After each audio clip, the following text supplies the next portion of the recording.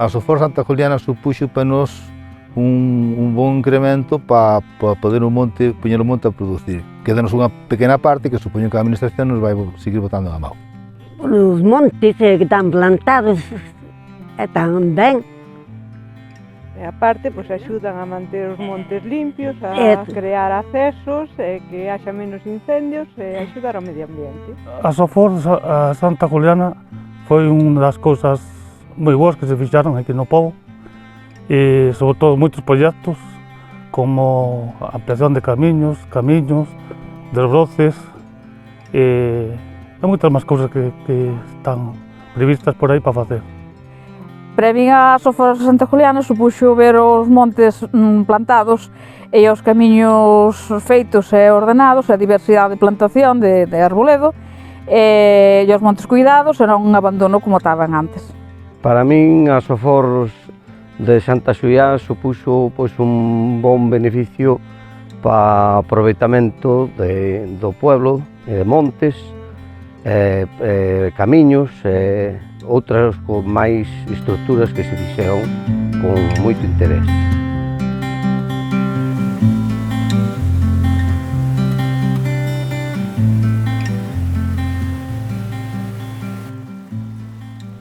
A Sofor Santa Juliana xurdiu a iniciativa dun dos socios que había oído falar desta figura, entonces decidiu manter unha xuntanza cos veciños, cos que agora somos socios, para falar do tema, aunque el non conocía en profundidade como funcionaba. Entonces, nesa xuntanza decidimos contactar con un técnico que fose competente en materia forestal, reunímonos con el para que nos asesorase e de aí partiu a iniciativa da Constitución, como decía antes, no ano 2015, que depois se chegou a levar a cabo no ano 2017, sendo a primeira da provincia de Lugo e registrada no Rexistro Xeral de Sofor de Galicia co número 7. Son en total 188 hectáreas de superficie, que antes eran un monte de varas, tiña a figura de monte de varas, e ahora mismo estamos xestionando de forma conxunta os 18 propietarios de ditos terreos.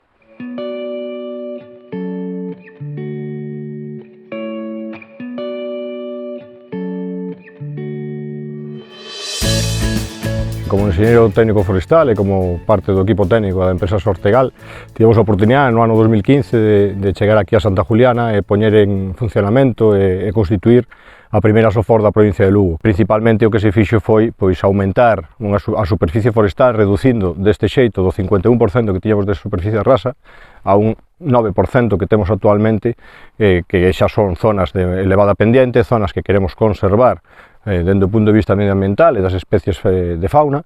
e donde actualmente temos diversidade florística, dende castiñeiros ata bidueiros, pasando tamén polo rebolo, polo Quercus pirenaica. En especies de crecemento rápido temos tanto o piñeiro bravo, o Pinus pinaster, como o piñeiro radiata, e temos tamén eucaliptos nitens. Todas estas actuacións fixéronse tanto con fondos públicos como con fondos privados. Destacar tamén que o 80% do investimento realizado na Sofor Santa Juliana foi gracias á Administración Autonómica, a Xunta de Galicia. Dentro das actuacións que se fixeron ao longo destes 4 ou 5 anos, destacan a prevención de incendios, coa creación de 2 depósitos de incendios de 110 metros cúbicos, a realización de diversas rozas e de basas, tanto de camiños como de áreas cortalume,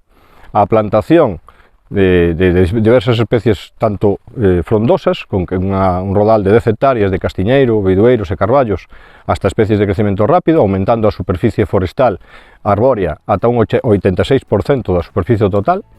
e tamén se fixeron tratamentos silvícolas de rozas, tallas de formación, claras, clareos, rareos, nun total de en torno a 50 hectáreas. Os proxectos que temos para o futuro da Sofor Santa Juliana son a construcción dunha área recreativa que temos o compromiso da administración local que nos vai a ejecutar. Despois temos tamén a cooperación dunha subvención da Diputación a mellora do entorno, da humanización do entorno do cementerio.